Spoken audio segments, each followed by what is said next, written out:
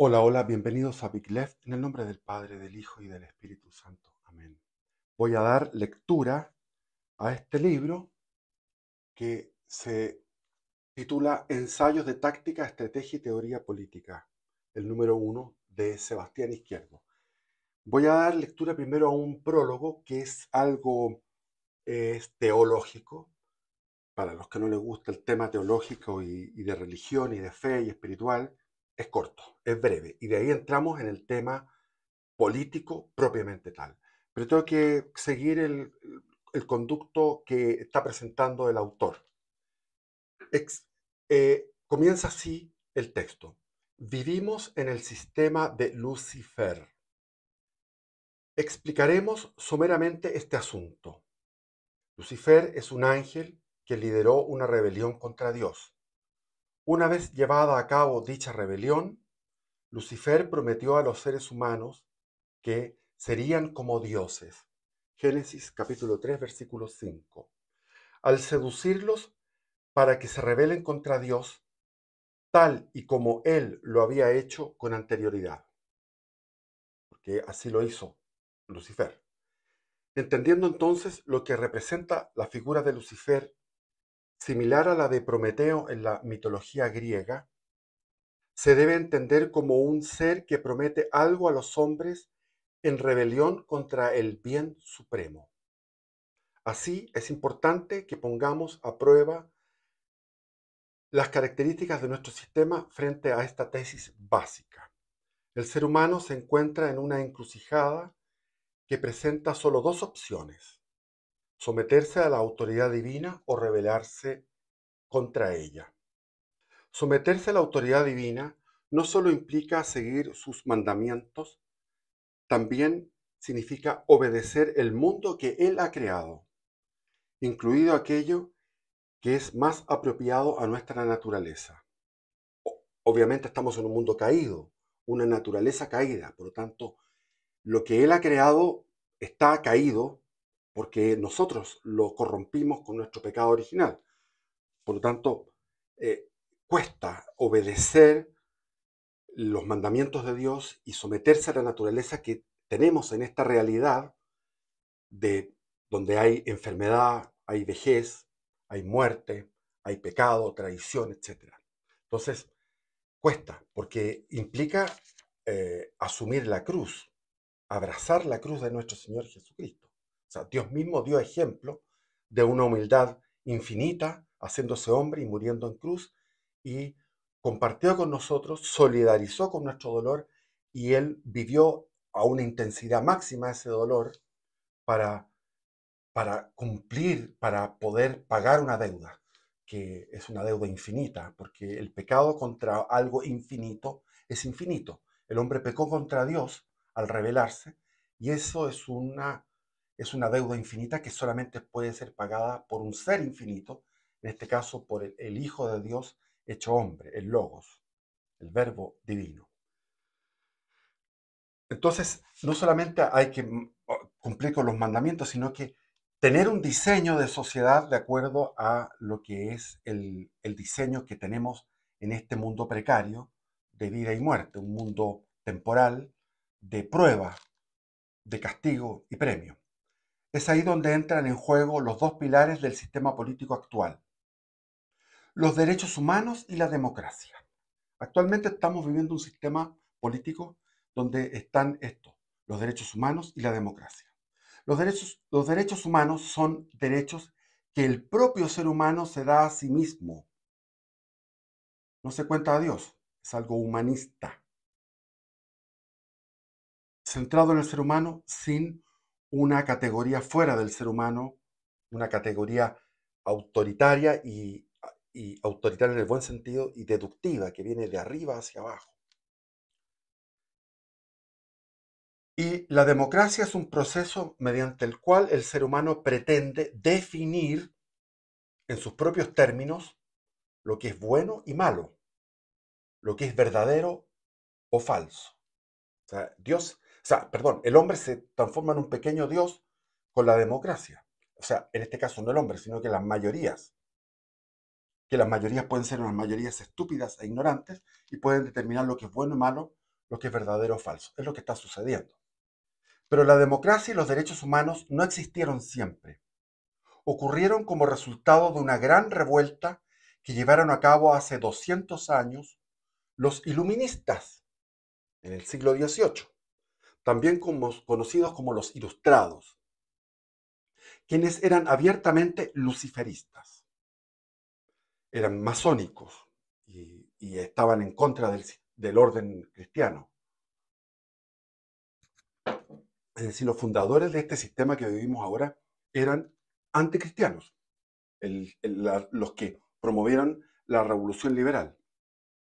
Estas revueltas que se dieron en llamar, comillas, revoluciones liberales o guerras de independencia, en nuestro caso, en nuestro continente hispanoamericano, según el caso, rompieron con el diseño social que había existido por siglos como resultado directo de nuestra naturaleza humana y el orden natural que está impreso en nuestros corazones por la ley divina. Así fue como el ser humano consolidó políticamente la rebelión contra Dios que había ocurrido en el jardín del Edén. Con el nuevo orden, el ser humano se da leyes y derechos a sí mismo y define lo que es bueno o lo que es malo por sí mismo. El ser humano lo determina, desafiando directamente al creador de todo. Hay un orden natural. Es evidente que, siendo los seres humanos un conjunto de seres dotados de una naturaleza específica como especie humana, Homo sapiens, la forma más apropiada de organizarnos se encuentra impresa en esas características que dan lugar a nuestra especificidad, creada por Dios. Estas características no requieren de un análisis muy exhaustivo, dado que se han manifestado por sí solas en la forma de vivir y de organizarse de la práctica totalidad de las comunidades humanas anteriores a la revolución liberal, sin importar su religión, cultura o raza. Así en Japón, el desarrollo feudal japonés era muy similar al europeo y el europeo muy similar al incásico y al azteca en sus bases eh, que vamos a analizar. Este orden se caracteriza por una estructura fractal de lealtades familiares que se construye mediante matrimonios, territorio, oficios, gremios, religión sobre todo, y acuerdos de lealtad y protección. El hombre protege a la mujer, el hombre se une a otros hombres para proteger un territorio, se hacen vasallos de un señor superior a ellos.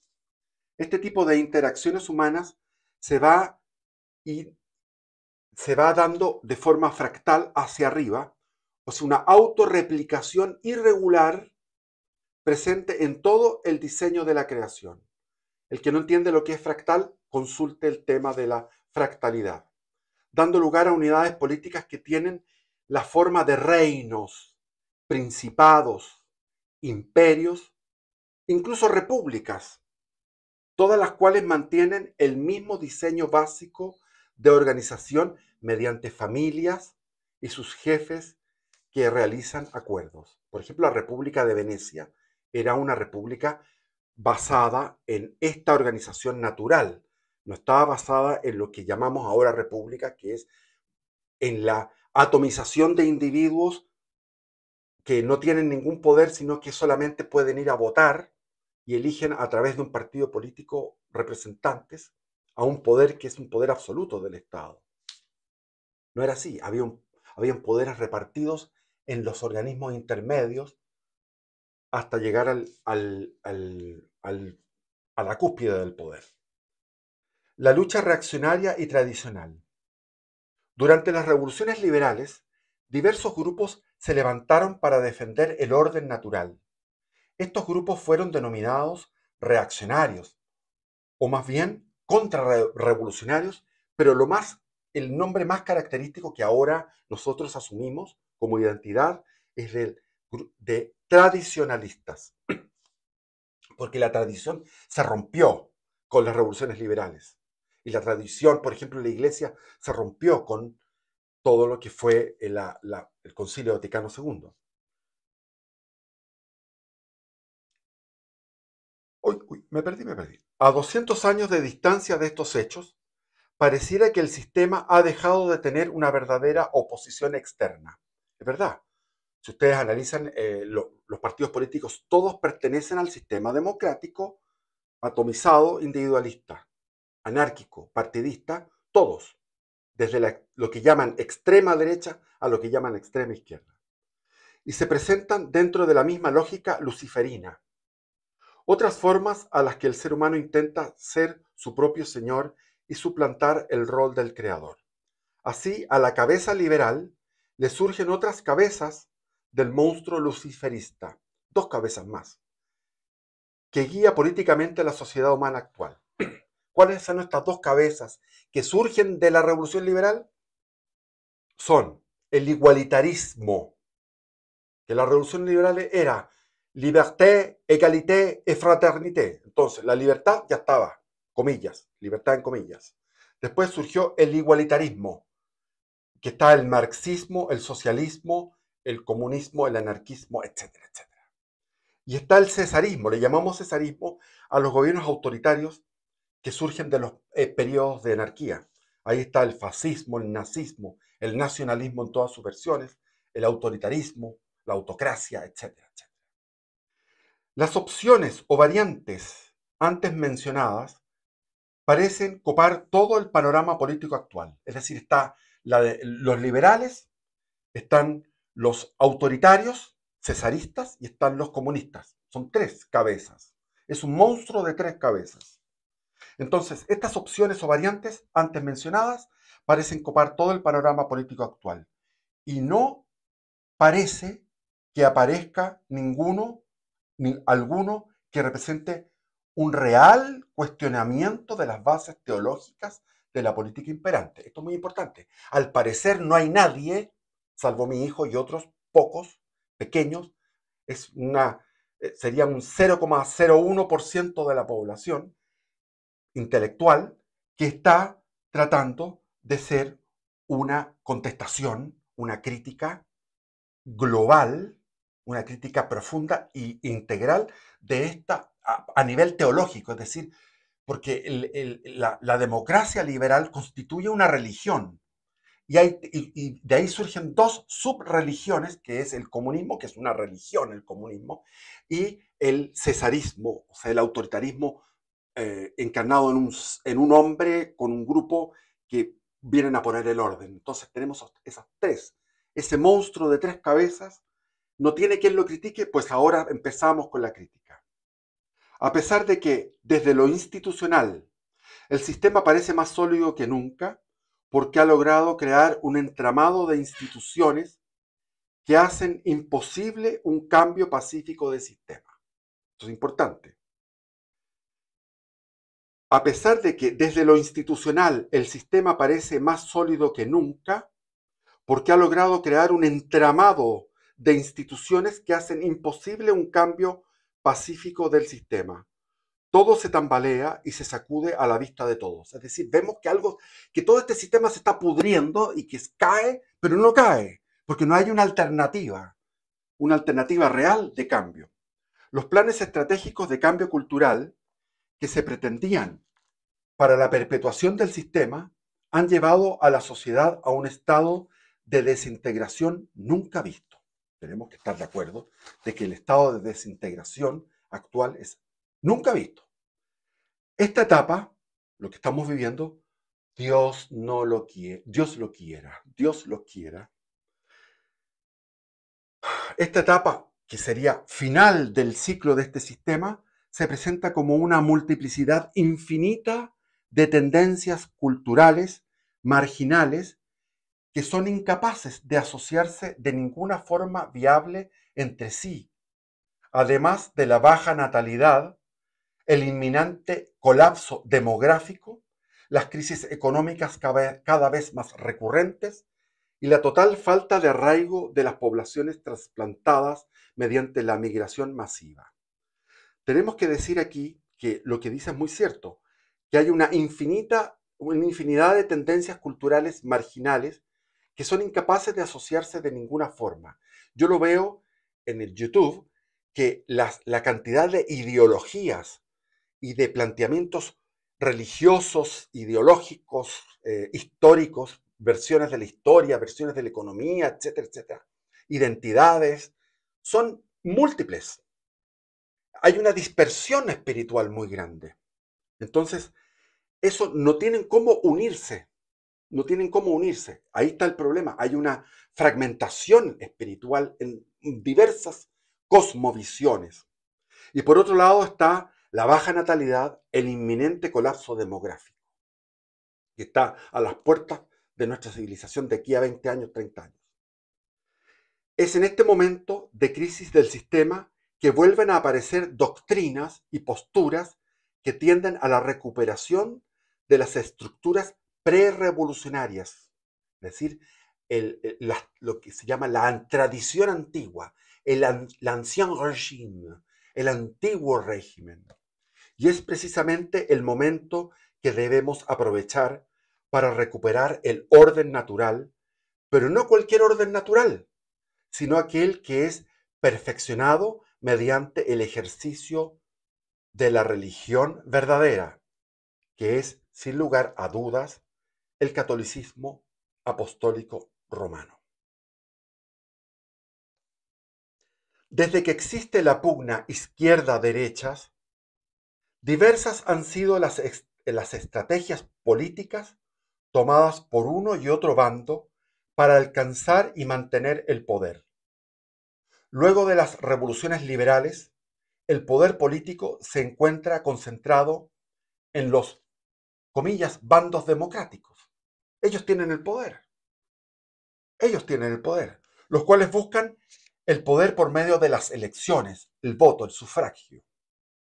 Pero los movimientos no democráticos, tanto de la extrema derecha como la extrema izquierda, han desarrollado a su vez estrategias para obtener el poder con miras a cambiar el sistema, es decir, hacerle una revolución a la revolución liberal.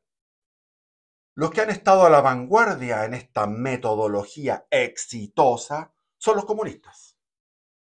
Los tradicionalistas, los reaccionarios, los contrarrevolucionarios, están recién, atrasadamente, reaccionando, valga la redundancia, para diseñar un plan de táctica, de estrategia para la toma del poder.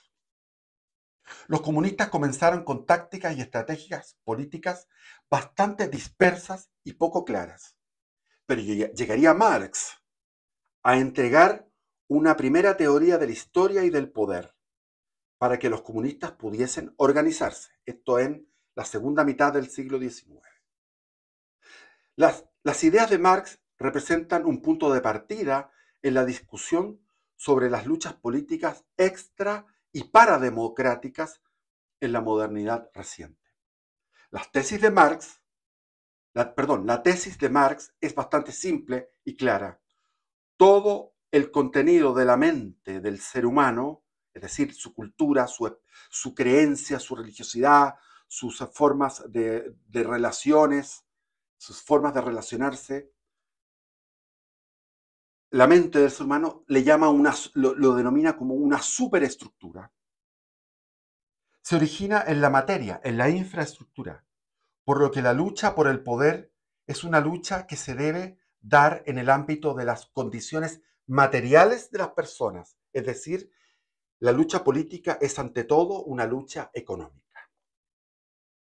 Después continuaron en esta ruta hasta llegar a lo que se llama el materialismo cultural de Marvin Harris, que es un antropólogo norteamericano que tenía más de 15.000 antropólogos, arqueólogos y antropólogos de campo, en terreno, entregándole múltiples informaciones, y Marvin Harris siguió con esta nomotesis. Nomotesis es una sola tesis que explica la conducta humana, que explica las formas diferentes de organización humana, Entonces Marvis Harris puede explicar a partir de dos elementos que son como dos tijeras, dos fuerzas poderosas que están en la base de la infraestructura humana, que sería el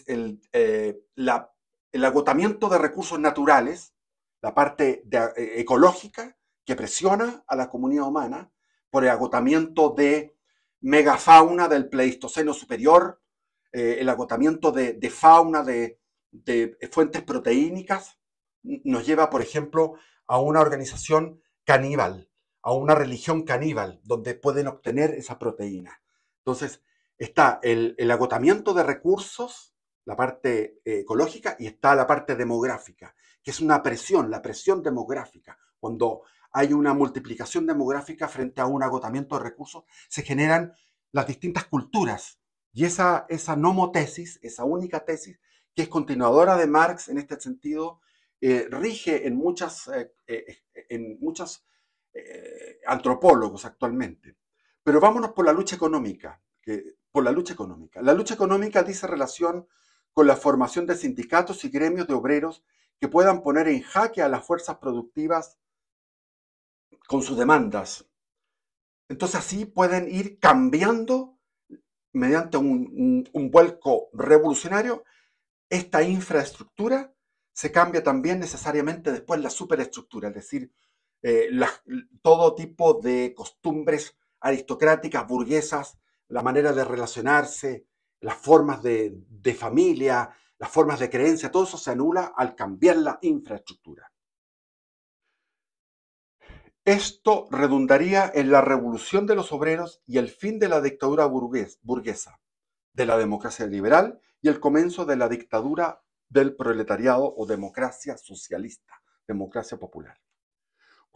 Es una forma de ver la democracia como una especie de que todos los obreros mandan, están representados en esta democracia a través de una burocracia, digamos, lo cual es una contradicción.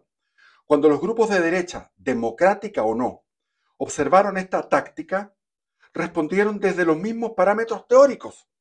Organizaron sindicatos y gremios patronales y una actitud económica hostil a los sindicatos y gremios de los obreros, contratando rompehuelgas para hacer que la lucha de los obreros fuera inútil. Podemos ver que a una lucha económica se realizó una respuesta económica de la clase dirigente. Estamos en la misma óptica. Con la Revolución Rusa y el auge del comunismo en todo el mundo, los derechistas mantuvieron una estrategia económica, pero una más amable. Si las personas tienen que ser pobres para elegir el comunismo, basta con darles lo suficiente para que no sean pobres y así siempre rechazarán el comunismo. Es decir, si son pobres y muy pobres van a optar por el comunismo, porque no tienen nada que perder y pueden ser seducidos por las ideas comunistas. Entonces, la derecha dijo, lo que hay que hacer es darles plata a los obreros, subir su nivel y así van a ser reacios a entrar en el juego ideológico del comunismo. Es en este contexto que se va construyendo los diversos estados de bienestar. En la medida que había excedentes monetarios, excedentes de producción, se dio el estado de bienestar. Primero desde una óptica keynesiana, el estado interventor, y luego desde una óptica neoliberal, dejar hacer, dejar fluir, porque se va a generar lo que llamaban el chorreo. El chorreo es una palabra totalmente peyorativa que inventaron los comunistas, que no es el chorreo, porque eso es una cosa muy fea. Es una redistribución natural que se da en el ámbito de la economía de mercado. Este cambio lo comenzó Henry Ford, cuando duplicó unilateralmente el salario de sus trabajadores. Henry Ford, el que inventó el sistema, ¿cómo se llama esto? El sistema de producción en cadena. Fue un genio porque pudo producir muchos autos a la vez. También les decía a su gente, les daba en sus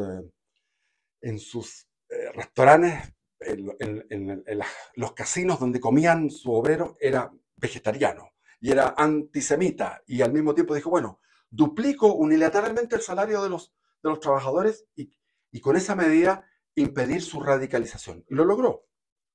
Así impidió la radicalización de sus empleados hacia ideas comunistas o sindicalistas.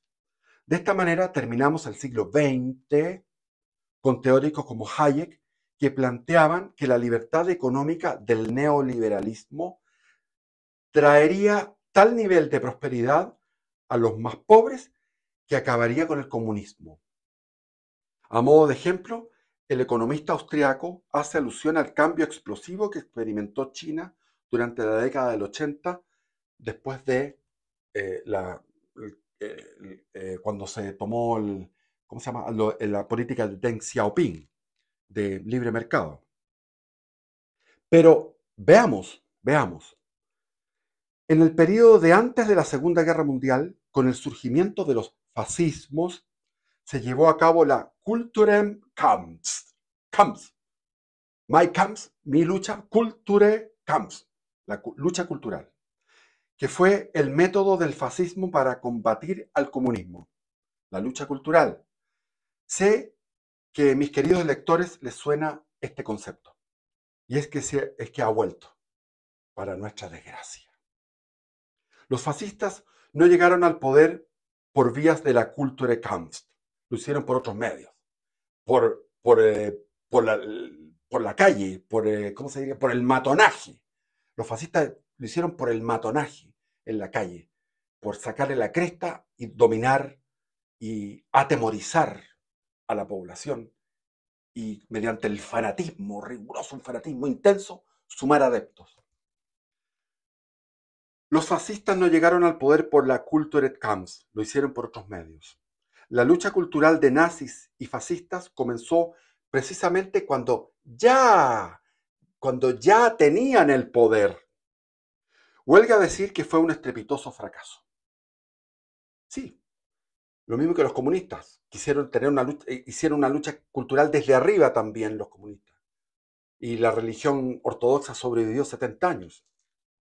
Pero este fracaso inspiró a otro comunista que se encontraba preso en Italia, en el periodo de Mussolini, el famoso Antonio Gramsci, quien desarrolló una transformación radical de la estrategia política marxista. Para el italiano, no era la infraestructura, las condiciones materiales y de relaciones de producción, la que determinaba una superestructura espiritual o cultural. Era más bien al revés. Los seres humanos llevamos a la realidad lo que está en nuestras mentes. Una cultura socialista era el camino para una economía socialista y no al revés. En su perspectiva era girar a Marx y poner imaginemos un reloj de arena, lo giramos, es decir, un vuelco en 180 grados el que hizo Antonio Gramsci. En consecuencia, mientras liberales, nacionalistas y conservadores derrotaban a la izquierda mediante estrategias de tipo económicas, llevando al fin de la Guerra Fría, es decir, comenzó la redistribución, como tengo que citar esa palabra, el chorreo, pero chorreo abundante, sobre todo en Europa, en Estados Unidos, un chorreo abundante, una redistribución abundante de riqueza hacia las clases obreras. Eso resultó, sobre todo después de la Segunda Guerra Mundial, durante la Guerra Fría.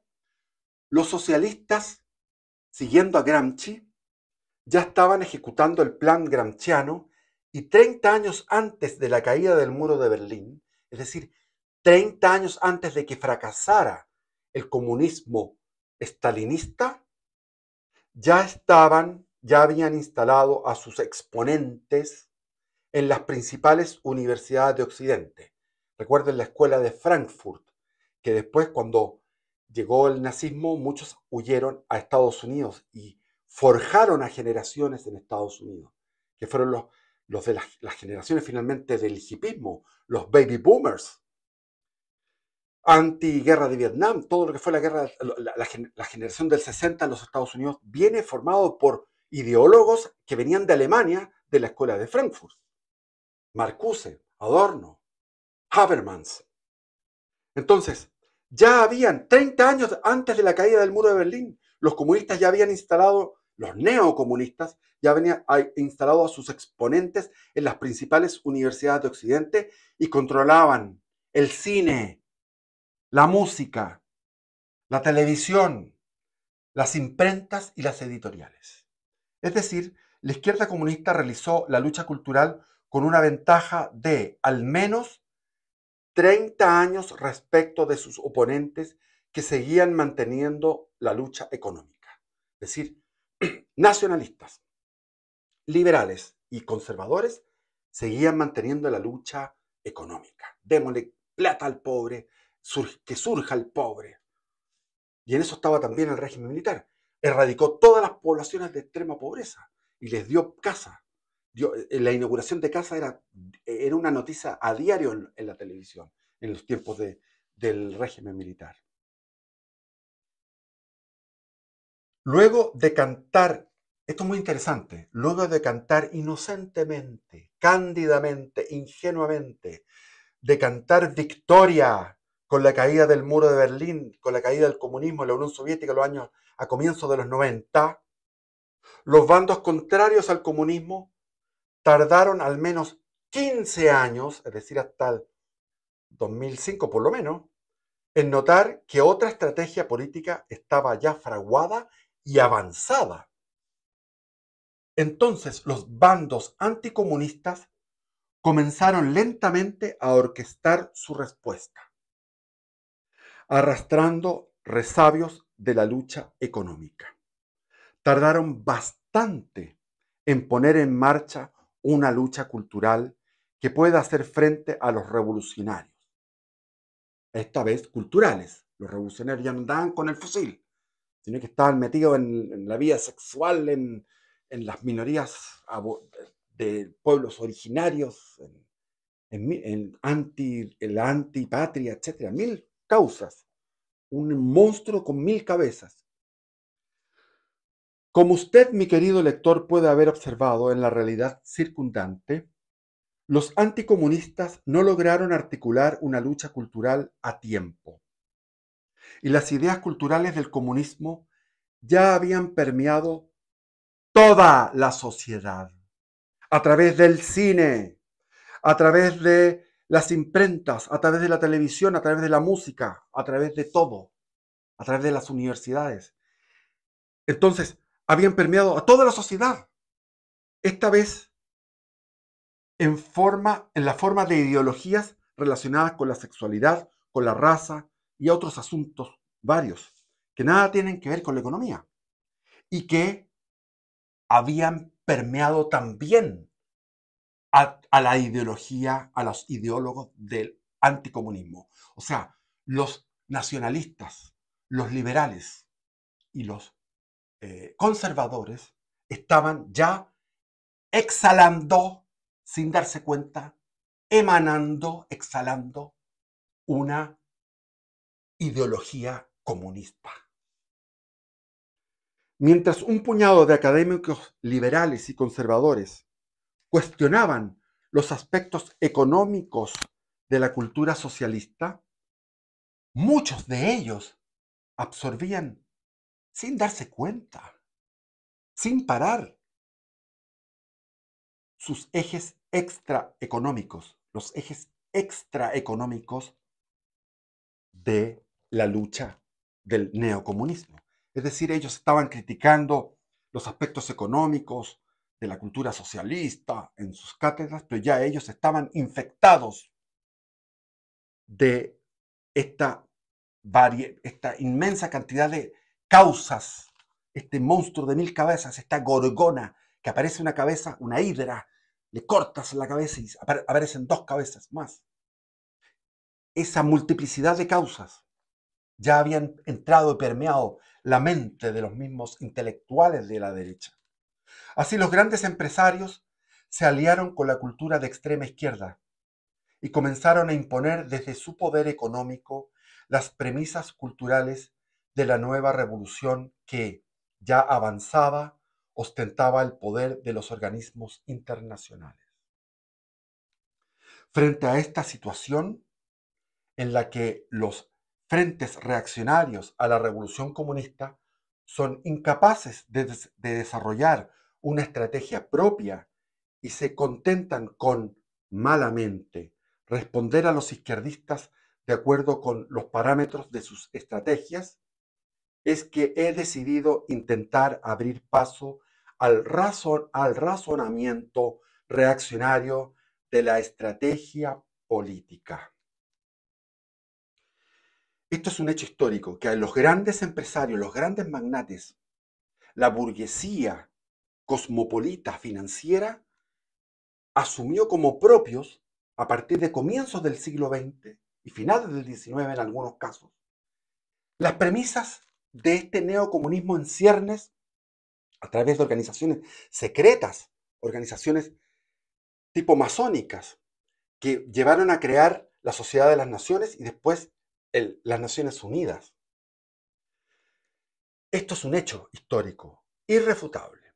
Hemos tratado en varios textos coyunturales las visiones de táctica política de las revoluciones que hoy asolan nuestros países, lo que distingue a este texto de los otros como un texto de mi hijo que se llama, del autor Sebastián Izquierdo, Una unión posible, o Ganó la reacción, son dos textos pequeños. Es en este texto que no es coyuntural ni táctico, sino estratégico, atemporal y universal, este que estamos leyendo. Acá se criticará las estrategias basadas en la dicotomía infra y superestructura. Hay que entender que Hayek inundó tanto esa idea, o sea, la idea de Marx de la infra y superestructura, llegó a los liberales como Hayek, y Hayek se lo transmitió nada menos que a Margaret Thatcher, porque Margaret Thatcher permitió que Hong Kong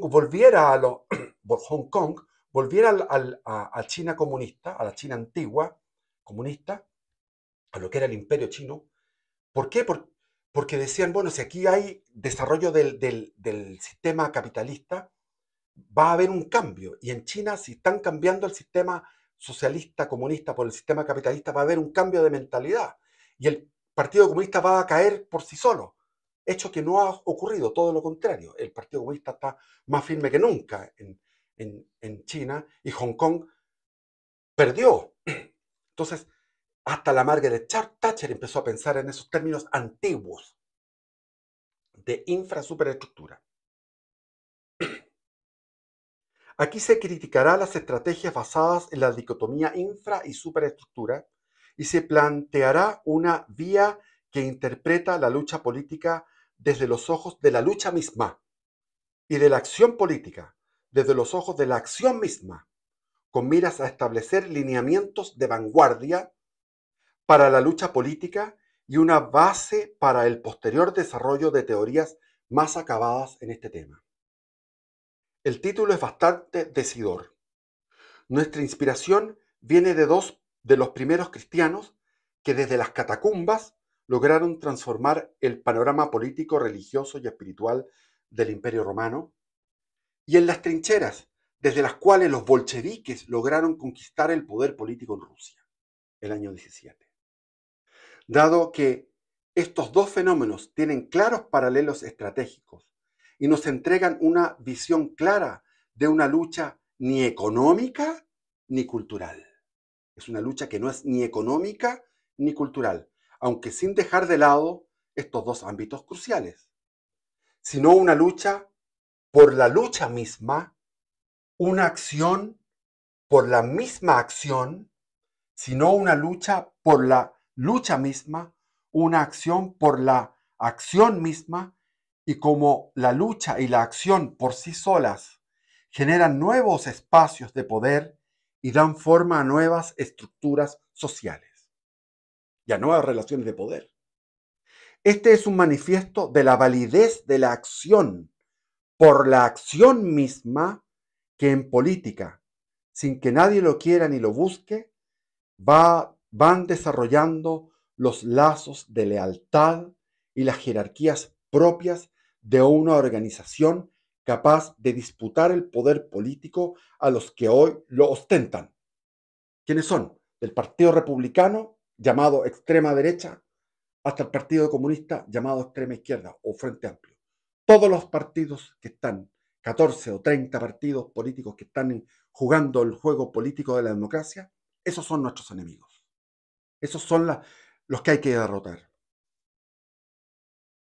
Es importante atender al problema central al que nos enfrentamos en la situación contingente a comienzos del presente siglo XXI y reconocer la imposibilidad de una salida institucional, tanto a la situación nacional, como el caso de Chile o cualquier país hispanoamericano, llámese Argentina, Perú, México, pero también global. No hay salida institucional. Debemos entender por salida institucional como la utilización de las instituciones políticas y económicas realmente existentes en la actualidad, con el objetivo de salir de la situación de comunismo cultural, moral y sexual actualmente imperante, además del aparentemente inevitable descenso a una dictadura comunista global encabezada por el gran empresariado neoliberal y la clase burguesa cosmopolita financiera. El sistema político imperante está atado por un infinito entramado de tratados y acuerdos internacionales multilaterales que hacen imposible cualquier cambio de dirección. Repito, el sistema político imperante está atado por un infinito entramado de tratados y acuerdos internacionales multilaterales que hacen imposible cualquier cambio de dirección. Todas las Fuerzas Armadas del mundo, salvo pequeñas excepciones, se encuentran subordinadas a este orden y amenazadas por las Cortes de Derecho Penal Internacional. Las leyes que regulan los partidos políticos exigen que los mismos asuman las premisas fundamentales del sistema imperante y juren lealtad a los dichos pactos multilaterales para poder llegar a existir. Repito, las leyes que regulan los partidos políticos exigen que los mismos asuman las premisas fundamentales del sistema imperante y juren lealtad a los dichos pactos multilaterales para poder llegar a existir. Los medios de comunicación tradicionales avanzan la agenda mientras las grandes empresas controlan los medios de comunicación llamados libres, comillas, que existen en las plataformas digitales de Internet, impidiendo que cualquier posición alternativa alcance visibilidad o una visibilidad micro. Suponiendo que un gobierno de real oposición a esta situación pudiera llegar al poder, imaginemos un Pedro Pull en Chile, se encontraría con un aparato público saturado de enemigos, los cuales tienen los medios de poder, por ejemplo, la Contraloría, el Poder Judicial, para impedir la implementación de un programa que saque a cualquier país de la situación descrita. Lo que se debe comenzar a entender es que la idea de una democracia neutral, donde la, comillas, voluntad del pueblo, cierre comillas, que no se respeta la voluntad del pueblo, porque no se respeta, no se puede generar una voluntad del pueblo neutral. Lo que se debe comenzar a entender es que la idea de una democracia neutral, donde la voluntad del pueblo es la que termina constituyéndose en ley, es una mentira, que no se puede obtener resultado alguno convenciendo a la gente de que vote a tal o cual candidato o por tal o cual opción en un plebiscito. Solamente se puede hacer para frenar, como pasó con estos dos plebiscitos en Chile, donde se dieron dos proyectos constitucionales y los dos fueron rechazados. Se puede frenar, pero cambiar es el problema. ¿Con votación puedes cambiarlo? Esto se podría argumentar de forma más exhaustiva respecto de la situación actual, para satisfacer las inquietudes de quienes se oponen al sistema actual desde el bando liberal o nacionalista, o incluso aquellos izquierdistas que no están de acuerdo con la forma en la que se está implementando el comunismo, con el gran empresariado a la cabeza. Con este tema de la salida institucional, todos los que tengan algo de conciencia política lo tienen meridianamente claro y los líderes de los movimientos y partidos supuestamente disidentes al orden global actual solo venden falsas esperanzas a sus miembros y seguidores. O sea, con este tema de la salida institucional, todos los que tengan algo de conciencia política lo tienen bastante claro, que no se puede salir de forma pacífica de este sistema. Y los líderes de los movimientos o partidos supuestamente disidentes al orden global actual solo venden falsas esperanzas a sus miembros y seguidores. Por ejemplo, un señor como los Kaisers y la familia Kaiser y la familia Kast en Chile. La verdad es que este despertar es fundamental para quienes, siendo de una profunda fe religiosa y muy versados en la teología y las escrituras, no han tenido momento de observar detenidamente el panorama político y económico actual. El entender que no existe salida institucional no implica que no exista salida del todo, solo que la salida implica efectivamente una salida, un dejar de participar del sistema y comenzar la construcción del propio dentro de los parámetros adecuados a la verdad. Es decir, una construcción subterránea paralela en la catacumba, en la trinchera. Una construcción de un sistema paralelo. ¿Cómo se puede hacer?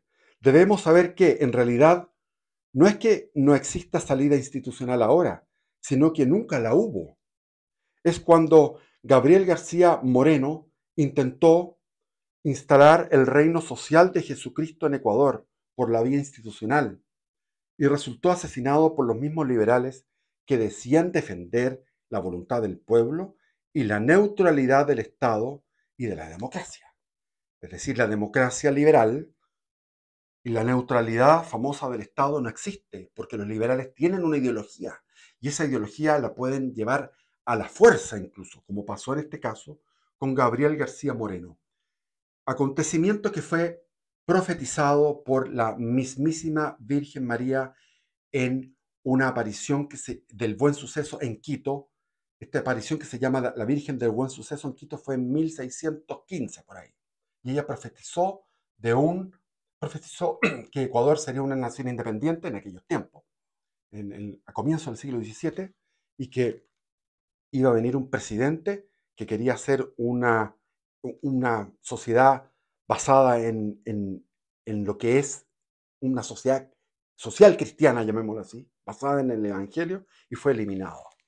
Es un mártir este presidente de Ecuador. Siglo XIX. Recapitulando, los estados están atados unos a otros mediante una compleja red de tratados internacionales multilaterales que les impiden hacer la verdadera voluntad del pueblo. A su vez, la verdadera voluntad del pueblo está opacada porque el pueblo lo tienen omiten noticias, omiten información, omiten. Entonces, tú puedes dar una información verídica en los medios de comunicación, pero el omitir ciertas noticias, con eso generas una mentalidad en el pobre pueblo. Entonces, los tratados internacionales multilaterales que les impiden hacer la voluntad del pueblo, que han forjado dichos tratados, controlan la opinión pública mediante los medios de comunicación y las plataformas digitales, impidiendo que la voluntad popular desarrolle sus propias opiniones al respecto de estos temas. Las Fuerzas Armadas y partidos políticos del mundo están, por miedo o por intereses, subordinadas a este entramado de tratados y acuerdos. Quienes controlan estos entramados de tratados y acuerdos son los intelectuales del comunismo cultural, económico y político, aliados a la gran empresa neoliberal que ve este nuevo sistema como una gran oportunidad para obtener poder y dinero y asegurar sus posiciones y su vida de lujos. Frente al escenario recién descrito, no podemos desarrollar una lucha frontal contra el sistema, dado que no tenemos la capacidad de cambiarlo. Salir del sistema es el único camino. pero las acciones destinadas a este propósito deben ser de tal naturaleza que generen un sistema en sí mismo. Para eso debemos aprender de los primeros cristianos, tal y como lo hicieron los bolcheviques de Lenin, y aprender de los bolcheviques también, porque las similitudes entre sus estrategias son de gran ayuda para nosotros, y de eso tratarán los capítulos posteriores. Ya viene el desarrollo de las tácticas y la estrategia de este libro. Y hasta aquí llegamos porque llevamos 50 minutos. Bendiciones y viva Cristo Rey. Ave Christus Rex.